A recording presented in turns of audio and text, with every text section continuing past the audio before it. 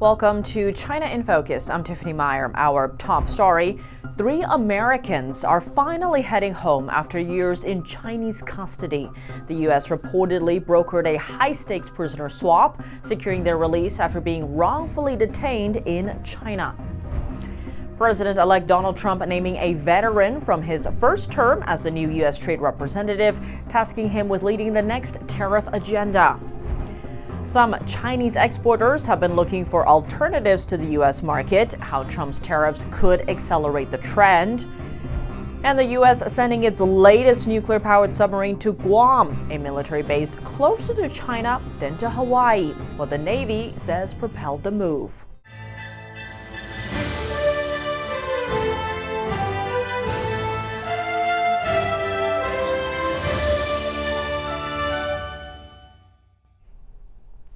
Before we dive into today's top story, a quick announcement. China in Focus will pause this Thursday for Thanksgiving. As the holiday season approaches, we'd like to thank you for tuning in over the past year. We look forward to bringing you even more fast, compelling first-hand news from China and around the world as we enter 2025. With that, from our NTD family to yours, we wish you a warm and safe holiday season. An alleged prisoner swap between Washington and Beijing. China released 3 Americans on Wednesday that have been in custody for years. The White House says soon they will return and be reunited with their families for the first time in many years. The released Americans are Mark Swiden, Kai Li, and John Leung. The U.S. said Li and Swiden were wrongfully detained in China. It's unclear who would be sent back to China in exchange for their freedom. NTD reached out to the State Department. The agency replied but didn't give details. Mark Swiden is a businessman from Texas. A Chinese court upheld his death sentence with a 2-year reprieve. Swiden was first arrested on drug-related charges.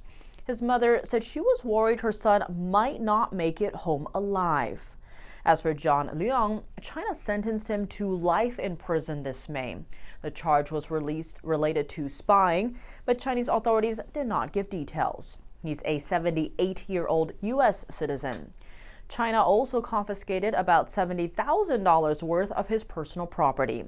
Kai Li was detained during a 2016 visit to see relatives in Shanghai. China accused him of providing Chinese state secrets to the FBI. He had been serving a 10-year prison sentence at the time of his release. Senate Majority Leader Chuck Schumer had been working with Li's son to secure his release. In a statement, Schumer said for the families of the freed Americans, this Thanksgiving there is so much to be thankful for.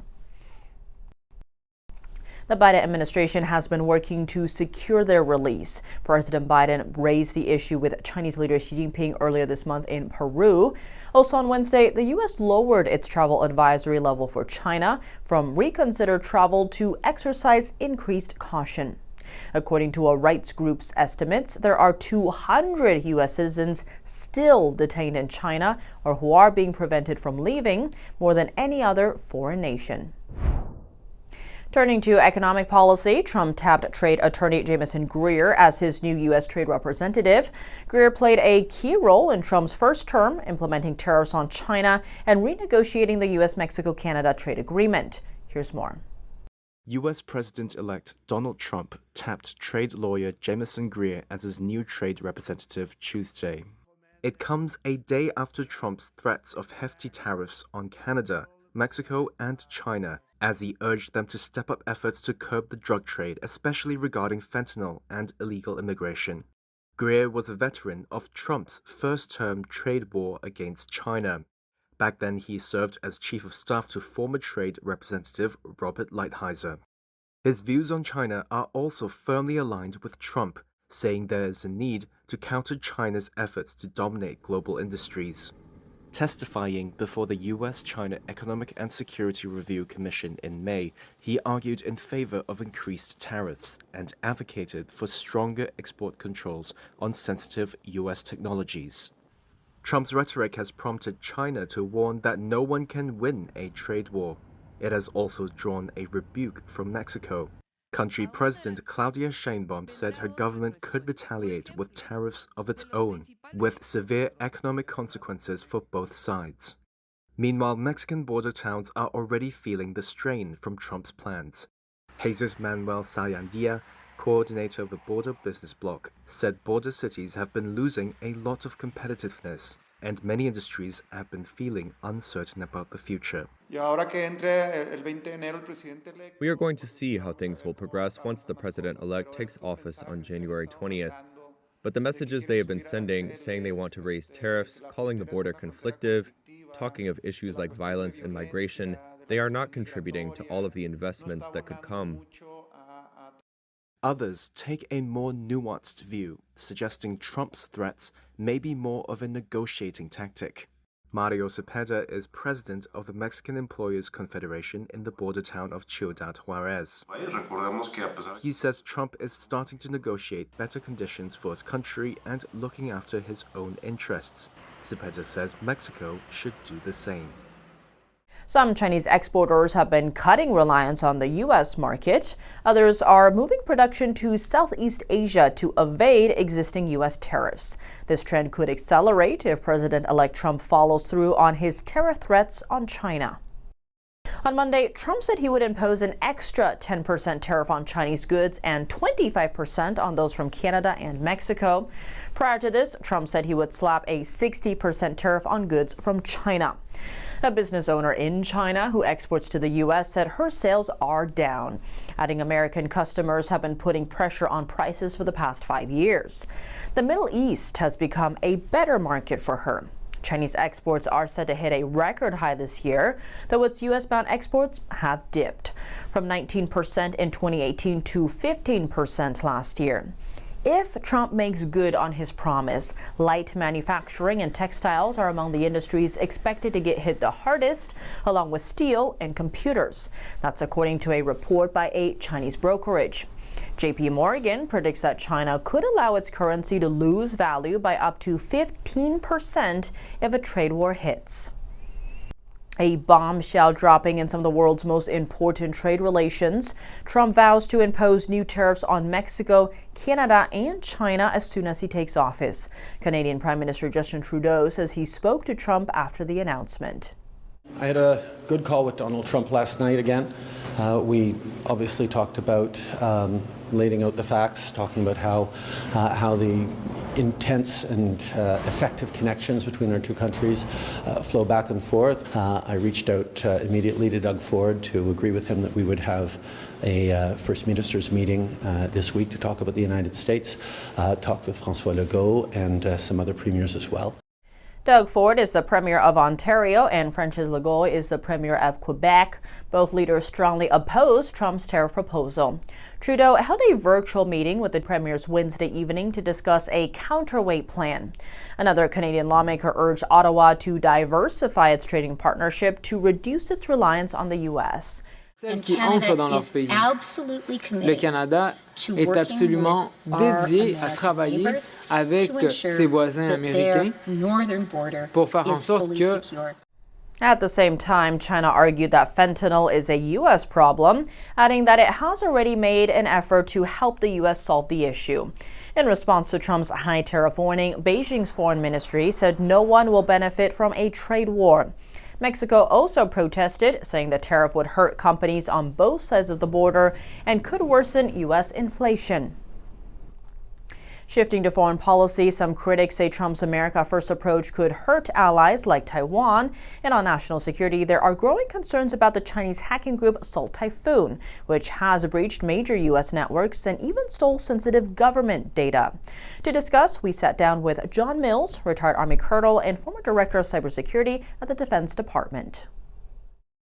John Mills, thank you so much for joining us. Great to have you back on the show. Thank you, Tiffany. Always an honor to be on your show.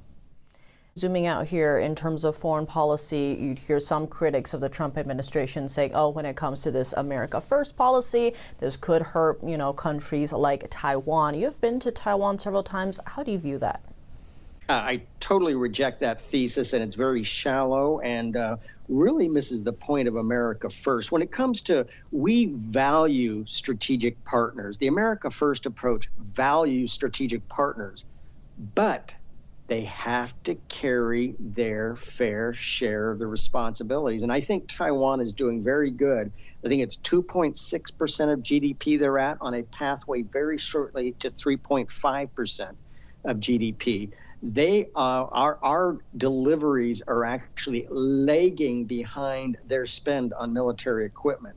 So some people have been floating that and saying, oh, President-elect Trump is going to hand Taiwan over to China. No, that's not going to happen. And it's just carrying your fair share is the big issue. And I think Taiwan is doing very well and can demonstrate that very clearly. And all of the experts, such as Mike Waltz, they know what's really going on. In terms of national security, multiple reports are noting the threat of Chinese hacking group Salt Typhoon, which is lurking in our cell phone networks like Verizon, AT&T, and T-Mobile. It's even getting access to government wiretapping requests from the FBI and DOJ. Now, as the former director of cybersecurity at the Defense Department, what is your advice on stopping and countering Salt Typhoon? Well, one of the best ways to hold China accountable is hit them in the financial sector. If they hit us in cyber, that doesn't mean the best response is in cyber. It means they found vulnerabilities. But to stop them, you hit them where it hurts, and it's usually the financial sector. So you cut them off from venue after venue, you will get their attention. So this goes back to Volt Typhoon from early 2023, and it's continuing on through different sectors. This is one of the biggest aspects of cyber that many of the cyber experts don't understand. You must always use all instruments of national power. And if they're going to hit you where they find vulnerabilities in our IT networks, fine. We hit them twice as hard in another sector where it's going to get their attention. That's how you get them to stop first and foremost. John Mills, thank you so much for your time. Tiffany, thank you. Always an honor to be on the show. The U.S. on Tuesday deploying its latest nuclear-powered fast attack submarine to Guam, a military base closer to China than to Hawaii. Because of its location, Guam is known as the tip of the spear of the U.S. military might. It's critical for U.S. power projection in the Indo-Pacific region. The U.S. Navy said the move is part of a strategic plan for naval forces in the Indo-Pacific, adding the security environment there calls for the most capable units. Washington has committed about $11 billion to revamp infrastructure on Guam. Coming up, Taiwanese prosecutors charge 5 nationals for profiting from organ tourism to China. One of those charged is a surgeon. The surgeon took advantage of medical consultations, learned about patients' needs for liver or kidney transplants. Then he subsequently arranged for patients and their families to travel to mainland China. Ministers from G7 member nations meeting to discuss rising Chinese aggression in the Taiwan Strait and the South China Sea. Details on Japan's stance. And Volkswagen is getting out of China's Xinjiang region. The company has faced pressure to leave for years due to allegations of human rights abuses in the area. More on that after the break here on China in Focus. Welcome back to China in Focus. I'm Tiffany Meyer. Taiwan is clamping down on illegal organ deals. Earlier this week, a Taiwanese surgeon and 4 other individuals were charged with violating the island's organ transplant law. That's by profiting from deals in China. Local media say the case is alarming because Beijing is known to source organs from prisoners of conscience. The surgeon took advantage of medical consultations, learned about patients' needs for liver or kidney transplants. Then he subsequently arranged for patients and their families to travel to mainland China. The Taiwanese surgeon's name is Chen Yao Li. He and 4 other Taiwanese citizens were accused of organizing trips to China for organ transplant tours looking for surgery. According to the indictment, they sent 10 Taiwanese patients to receive organs in China from 2016 to 2019. They reportedly made huge profits. According to prosecutors, most of the transplant recipients only survived for 2 or 3 years after their surgeries. Some even passed away a few days after returning to Taiwan. Prosecutors called the clandestine transplant deals untransparent and highly risky. Taiwanese law prohibits the selling, buying, and brokering of organs and transplant tourism. Chen allegedly earned over $455,000 from these transplant deals. In total, his group is accused of making nearly $630,000 in profits. If convicted, Chen could face up to 5 years in prison. Chinese authorities are accused of forcefully harvesting organs from prisoners of conscience. Followers of faith group Falun Gong and other ethnic minorities are considered some of the primary targets. Here in the U.S., the House passed a bill called the Falun Gong Protection Act in June. It's now waiting on a Senate vote. If approved, the law could give the U.S. government rights to sanction Chinese officials and anyone else involved in forced organ harvesting. The economy, it's been a top issue this election cycle. While the stock market broke multiple record highs under Biden, consumers have still felt the pressure of inflation. Trump has said he plans to stem inflation by increasing domestic energy production and reining in government spending and regulations. NTD's Chris Beers sat down with Daniel Lacalle, chief economist at Spanish bank Tariffs, to talk about how those policies could impact your bottom line. Well, we need to remember that tariffs are not inflationary. And we have seen in the past, in the history of money, shows us that tariffs themselves don't cause inflation. What causes inflation is the increase in government spending. China can certainly adopt those tariffs without increasing prices to consumers because they need the United States trade surplus in order to continue to maintain a certain level of inflow of US dollars in the economy. So the Chinese element is likely to happen because China itself is one of the countries that implements the biggest barriers to trade in the world. Therefore, the problem is not the United States tariffs, but the Chinese barriers to trade. The rest of the tariffs that the Trump is announcing are mostly negotiation tariffs that the Trump administration is willing to negotiate with trading partners in order to improve the trading activity of United States companies abroad. So I think that that's the way to look at them. On the one side, some tariffs will be negotiated in order to improve the trade balance of the United States, and others, particularly for China, will be there. But I don't think that they're going to imply an increase in aggregate prices, which is what CPI inflation measures. Interesting. Thank you for getting into the nuances of that and clarifying things for us. Now, the next president has floated the idea of straight up abolishing income tax. How could he supplement the income from the revenue from that with other measures?